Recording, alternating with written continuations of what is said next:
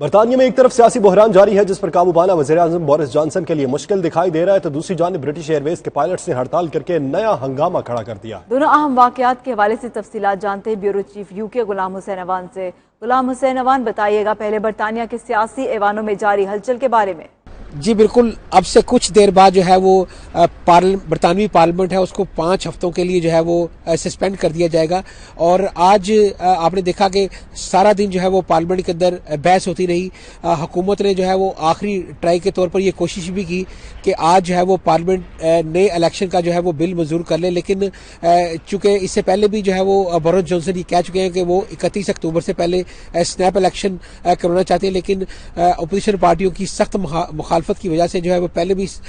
ये bill reject हुआ और आज दूसरी मरतबा फिर जो है इसको कामयाबी ना मिल सकी। लेकिन आपको ये बताऊं कि जो दूसरी अपोजिशन पार्टियां हैं उन्होंने ये बिल जरूर मंजूर कर लिया हुआ है कि किसी भी सूरत जो है वो 31 अक्टूबर से पहले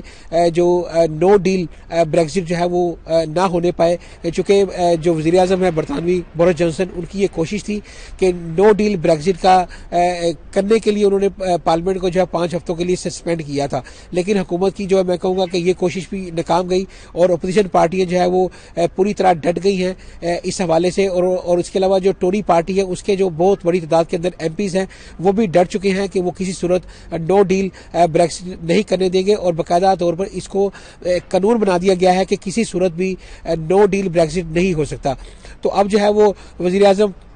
बोरिस जॉनसन के पास जो है वो बड़े महदूद ऑप्शन है, या तो वो